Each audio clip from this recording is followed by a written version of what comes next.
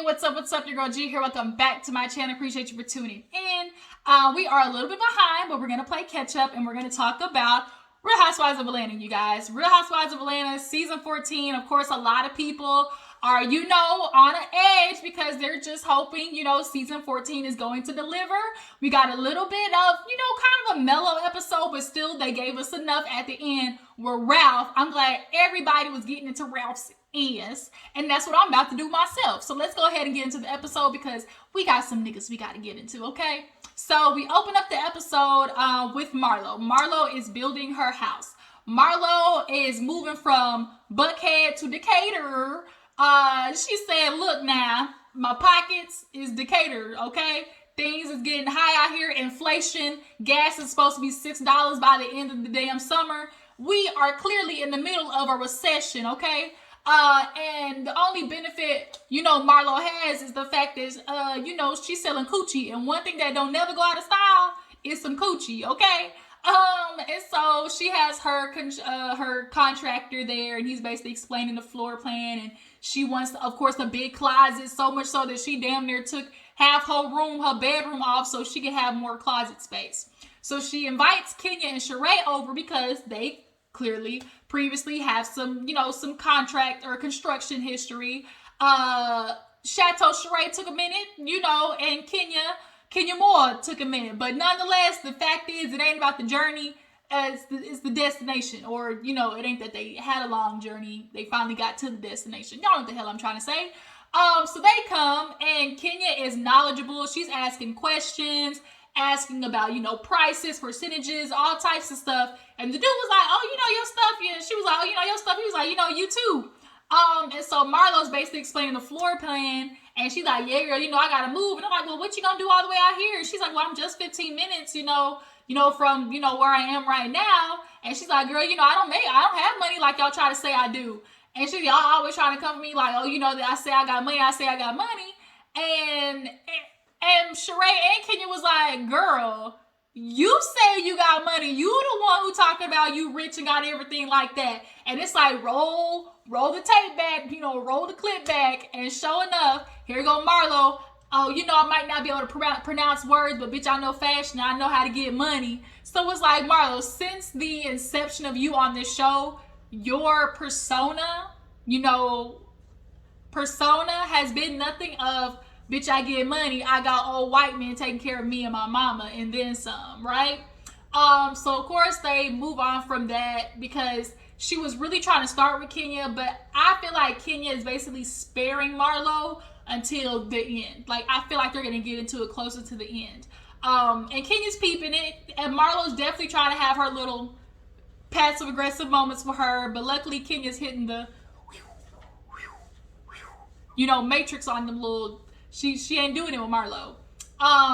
So yeah, they start talking about going to New York. Sheree's a little awkward, thinking about Drew. They recently got to it at the tea party, and so she's like, man, I don't know how I feel about Drew. And Kenya's like, well, she's going through a lot right now, especially with Ralph, and that whole assistant thing. And Sheree's like, man, she definitely has some nerve, coming, especially with all the stuff that they talking about with him. Then they started talking about what else in New York? Oh, the play, and I think that was it, honestly.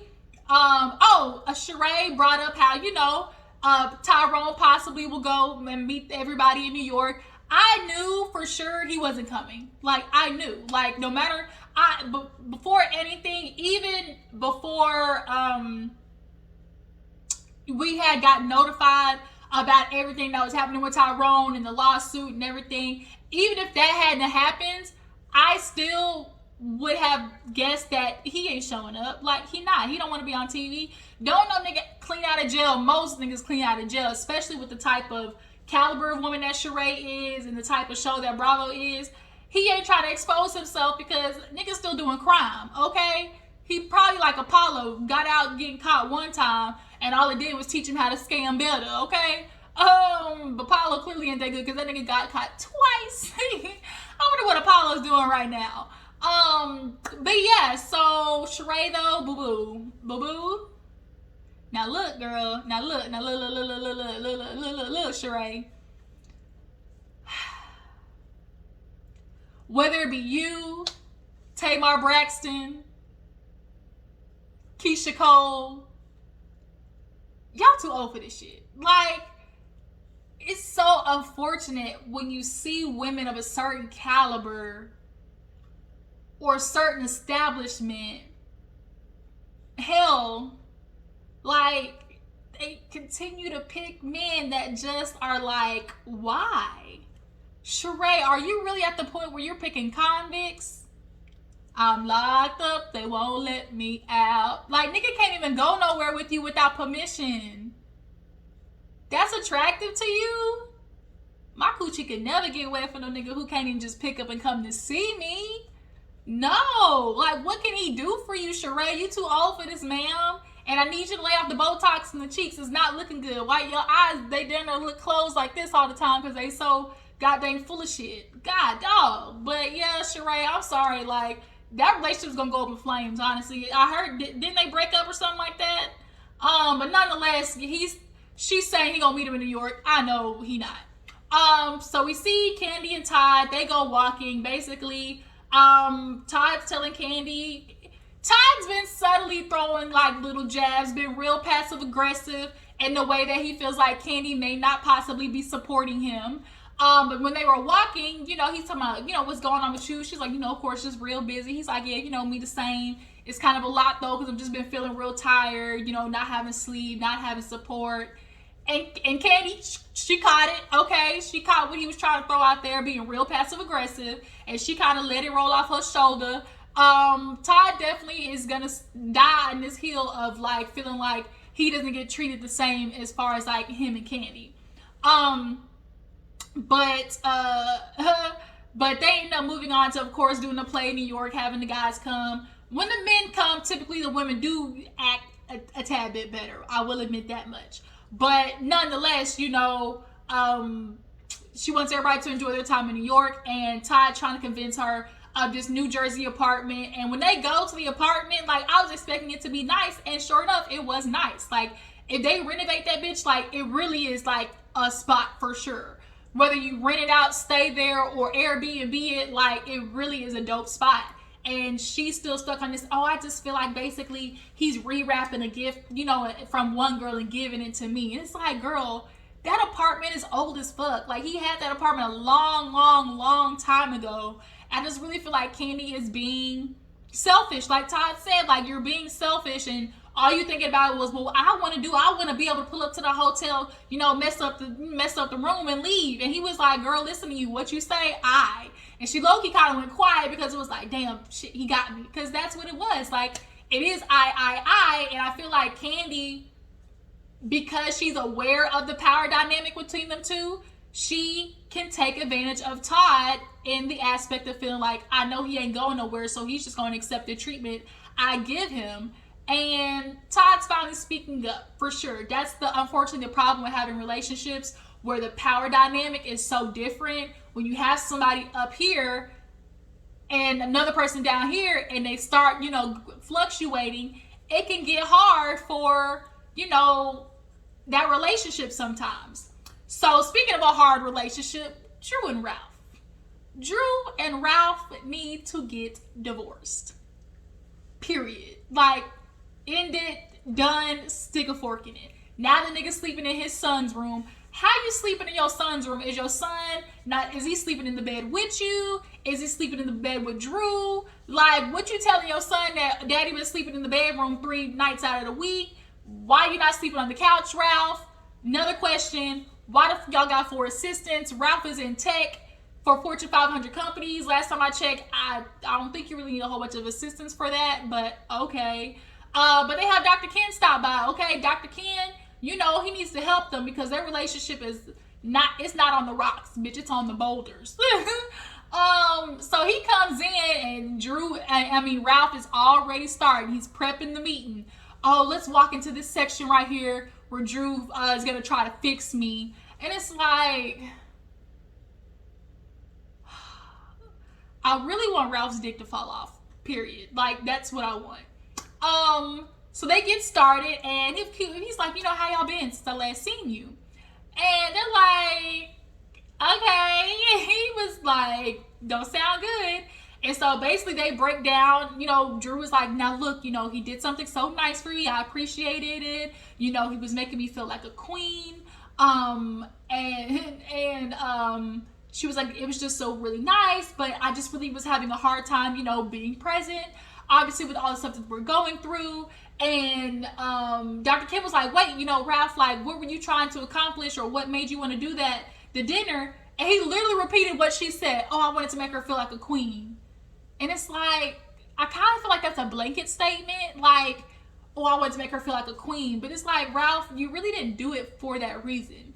You held that dinner because you were trying to hurry up and put a Band-Aid over a goddamn shank wound. Right now, Drew was holding her stomach like, I'm bleeding out. Shit, this hurts. And you like, let me put a Band-Aid over it. Like, nigga, I'm bleeding on the floor. Take me to the hospital. Like Kevin Hart said, nigga, help me, okay? And it's like, Ralph, you're not understanding. Like Drew said, you can't sit here and try to do something good and feel like that's gonna eliminate the bad. And that's what he wanted. He wanted her to just glaze over the fact that, bitch, you really tried to be sneaky and get a massage from an assistant that you clearly noticed had a fat ass.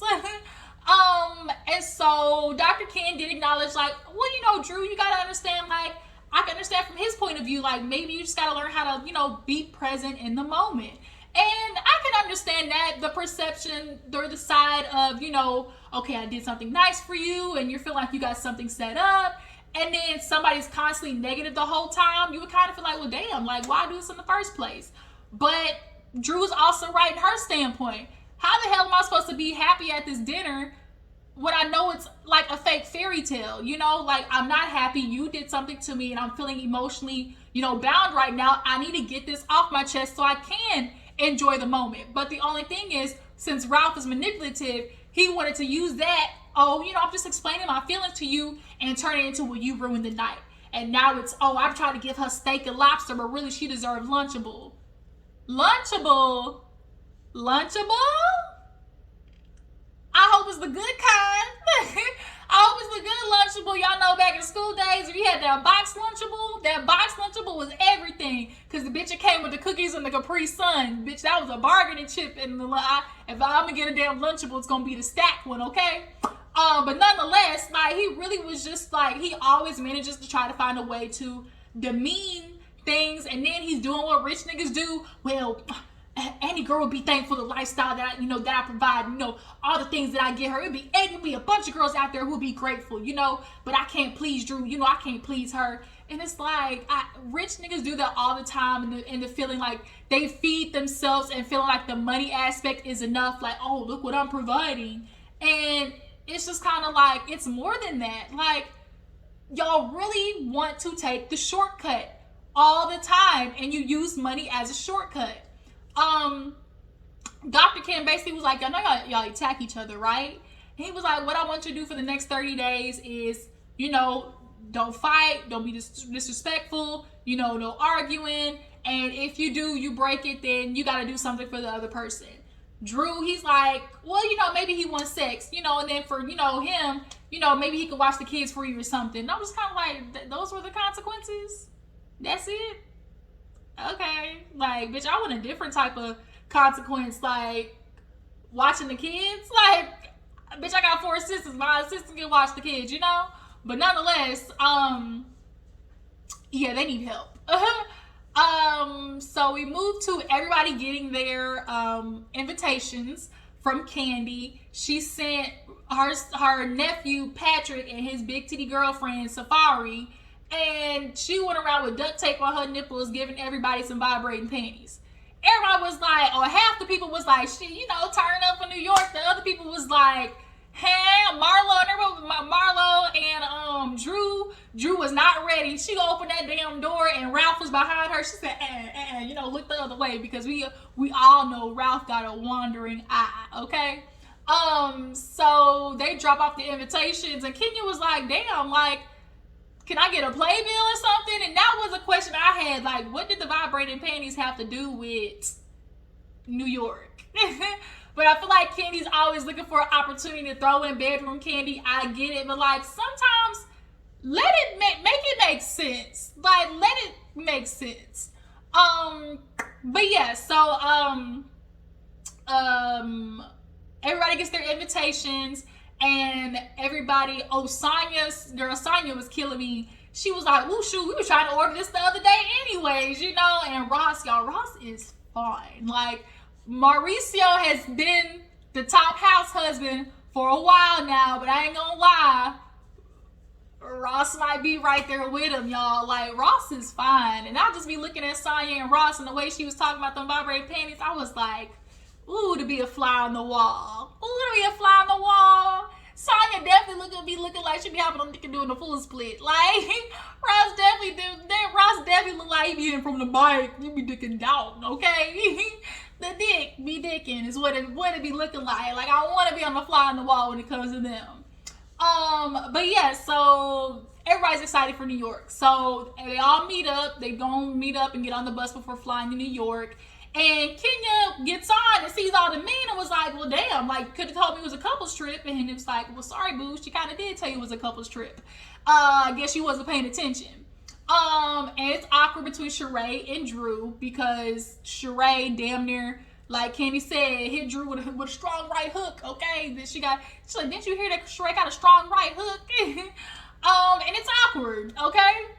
So they get to New York, and they, of course, got food waiting ready. If there's anything Candy gonna have, is food. And honestly, I do feel like that kind of is like a minimum, like, I don't want to say requirement, but just like, minimum courtesy. Like, if you're gonna host people, have a little, munchy here or there, just a little snacky snack, a little munchy munch, either when you lit or drinking, you want something to eat, to put in your mouth. Just put it in your mouth. In your motherfucking mouth. And so they're sitting there eating, and Candy says the key for the penthouse goes to the person with the sexiest, basically, sex story or whatever. Half them niggas was lying. Marlo talking about, ooh, I had sex in a zoo and a giraffe licked me on my face. And it was like, Then we get to the only person who was straight up valid was Sonya and her husband Ross talking about they were part of the Mile High Club. Then we got Ralph lying talking about he had sex in the ocean next to some damn whales. Okay, the lies you tell. And then we get to Kenya. She said she was dating basically a hunter, Bear Grylls style. He shot a coyote, and because they needed to follow the coyote, it took him to a cave, and basically she gave up the cave coochie. I'll be damned if I'll be doing it in a cave, because girl, that is where snakes and tigers and spiders and bugs, and girl, if you got your legs wide open, the coochie in the air, some go fly in there and might not be able to come back out. But nonetheless, Kenya ended up getting the penthouse. So Sonya's getting her makeup done, and she's confused about Drew. She was like, I don't know if I can really be friends with Drew, knowing that she has this assistant. The assistant is talking shit about not only her husband, but, Sheree. And it's like, well, if you're hanging around somebody like that, what does that mean about you? And it's kind of like, touche, she kind of got a point there. Drew's not looking good for you. Like, you talking about, oh, this man is on probation, but is he really? Like, you really just kind of got him around you, I feel like, to be able to film with him. And if he's delivering tea to you, like, he's talking shit about you. He's talking shit about Sheree. Like, he the type of nigga to sit around and gossip. And you gossiping with him. And I can understand why Sonya would be like, I don't know if I can have somebody like that, in my circle. Like, I don't know if I would want that. So everybody gets ready. They're going to head over to Todd's apartment, right? They get there, and it's a hidden gem. It's really a diamond in the rough. They could have, he definitely renovates the kitchen. That bedroom had, kind of a wide door. Like, all he needs is, a little sliding door. Not do all that shit that Kenya was talking about. Kenya, she's into the HGTV lifestyle, but overall, it's a really nice place. Then you get upstairs to the balcony and that view. Did you see the view, though? Like, imagine, get on the balcony to that view. Like, oh my God. Oh my God. Ralph talking about, I know you have some good times up here. And it's like, see, Rob, you thinking already. You just thinking wrong. Can't nobody trust you. So, was that before or after where Todd was talking about the apartment? nonetheless, all the ladies really were liking the vibe. They were like, no, it ain't no remnants of another woman in here. You know, ain't even no bed. Like, why is Kandi tripping? Like, this gets fixed up and, you know, have it as a place to either Airbnb, rent out, just be able to go there. Kandi, I get it. Like, when you go to New York, you want to pop in the hotel, be able to pop in and pop out. Understood. But it's like, don't just completely alienate the apartment as if it's not anything of value. So everybody's going to dinner, and before that, I think is when Todd basically talks about how he feels like Kandi doesn't want to step into his life sometimes. He's always in Atlanta, always around her family, and it just kind of feels like she doesn't want to give him the time of day. And he was like, damn, like, I want to come to New Jersey. You let me walk with my son on the New Jersey streets, and you just kind of like follow me, come to my comfort zone. And everybody's listening. They's like, damn, Kandi, he got a point. Kandi was so mad. She was like, she was like, man. So she's like, no. She was like, what we do, for me, what I'm doing is for both of us. What I'm doing is for the whole family. And she low-key really sounded like a nigga. Like, that's what niggas be saying when it's like, oh, I'm trying to provide this lifestyle. I'm trying to do this for us. I'm trying to build a legacy for our family. And they use that as a scapegoat to why they're always working all the time and not considering the other person. And Todd is right. Kandi is an icon. She's a member of Escape, wrote millions of hits. And it's like, girl, it can't always be about you. And for once, like, I side with Todd. And like everybody else was siding with Todd. And I don't think Kandi liked it. So they get to the dinner, and Sonya notices that Drew's ring is not on, and Kandi's as well. Kandi's like, I don't wear it, got a lot going on. But Drew basically was like, yeah, I took it off when I was pregnant. It wasn't fitting, but then, I lost weight and was dealing stuff with Ralph, and I just didn't get a chance to put it back on, or I didn't put it back on. And girl, Marlo was not playing. So Ralph, what happened with the assistant? And Ralph was like, well, I had to fire the assistant. And the way he said it was like, who's this calling me? And the way he said it was like, he was almost mad he had to fire the assistant. And so everybody's getting on his ass because Drew, her face is like pouting. And Kenya's like, Drew, what's wrong? And she's like, I just really feel like he's not really taking my feelings into consideration. Like, I'm hurt that I went through this and you're just trying to sweep it under the rug or tell me that my feelings are crazy. And he was like, well, what am I supposed to do? At some point, how are we supposed to move on? And Kenya's like, you can do that with reassurance and validation and time. And he's not doing any of those things. That's why he did that, that dinner, because he was trying to hurry up and slide the shit under the rug and basically try to put a Band-Aid over what was going on. And so Kenya was on Ralph's ass. She really was. Ralph, here it is, your wife is hurting. You're not taking it seriously. He was like, well, it ain't like I just intentionally was like, oh, let me go find this big booty assistant. And you could tell everybody was like, the fact that you even said big booty assistant, like, you literally proved the point of, clearly that was a point of interest for you. Because why you bring up the fact that she got a big ass? Like, what did that have to do with anything? And so now it's like, oh, me and Drew was going through some growing pains and, she was right there. And Kandi's like, well, that's even worse. Like, how can you not see what you're doing is wrong? And it's like, well, it's her perception, then there's my perception. And, we can't even really get to the truth without the context. And it's like, nigga, you never explain the context. He does that Marceau type shit where he puts you on a freaking merry-go-round, spins that bitch, and then tells you to walk away blindfolded on a tricycle on a tightrope juggling. Nigga, like, you're not getting straight to the point of what your story is. He still hasn't explained the text message straight to the point, And so Kenya's calling him out like, Ralph, you literally remind me of Mark. Like, you do this thing where it's like you're invalidating her feelings and basically you're telling her, well, your side is not true, but, my perception is the right perception. And it's like, no. Kenya's like, I flipped this motherfucking table over. And they kind of did that little gaslight with Mark shit and they did that playback. Mark is an asshole. And I honestly don't know how they found Mark or Ralph attractive. Neither of them are attractive to me. But Kenya, Kandi, everybody was on Ralph's ass, and I'm so glad. Hell, I was over there like, Marlo, I'm gonna say single, okay? The marital issues looks like stress, okay? Be drinking and smoking all day, dealing with another nigga and the stress that he causes me. I don't think so. But Ralph, he literally was just kind of like laughing. And Kenya's like, this shit ain't funny. You know, like, look at your wife. You're hurting her. And you could tell he was just laughing because it's like, I don't think he had anything else he could say. Like, you got to catch niggas like Ralph off guard. You can't go to them and be like, hey, babe, like, let's have a conversation later. Because then he's going to spend all day coming up with a backstory for the backstory for the backstory. Like, you got to catch niggas like Ralph off guard so if it's not what they say, it's what they don't say, you know? And he's just foul. And he's fucking with, you know, Drew and her emotional well-being, and I don't like it. And it's unfortunate. Drew's one of those women where it's like, oh, I said for better or for worse, but for worse does not include abuse from your husband.